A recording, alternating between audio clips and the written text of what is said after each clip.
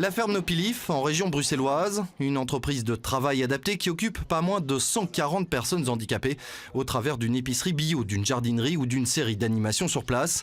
Elle fait partie des quelques 18 000 entreprises sociales que compte notre pays, des entreprises dont l'emploi est en forte croissance ces dernières années.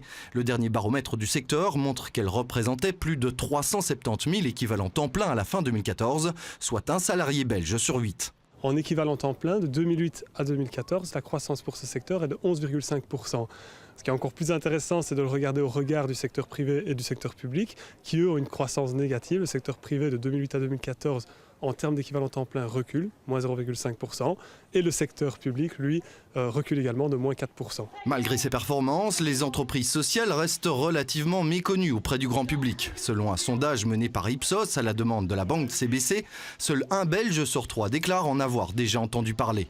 Il y a une méconnaissance sur le volume d'emploi qui est présent dans ce secteur et également sur l'étendue des services et produits qui sont proposés par les entreprises sociales. À ce titre-là, seul un Belge sur 5 a conscience de consommer des produits ou des services issus d'entreprises sociales, ce qui est très peu, alors que tous les Belges, a priori, consomment ce type ou en tout cas bénéficient de ce type de produits ou de services. Le secteur comprend en effet toute une myriade d'acteurs spécialisés dans l'aide sociale ou la santé, tels que les mutuelles, mais il recouvre également d'autres activités qui dépassent parfois le seul modèle du non-marchand.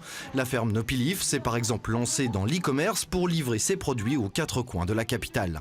Nos études démontrent qu'on peut tout à fait être viable économiquement dans d'autres modèles d'entreprise, que ce soit dans des sociétés coopératives ou des ASBL, simplement parce que ce sont des organisations qui vont être capables de mobiliser des ressources de nature différente et d'assurer leur viabilité économique en recourant certes aux ressources du marché, mais parfois avec un complément d'une action citoyenne ou d'une action des pouvoirs publics. Un modèle alternatif largement illustré par le récent film Demain qui a dépassé le 1 million d'entrées au cinéma, la preuve sans aucun doute d'un intérêt croissant du public pour ce type d'initiative.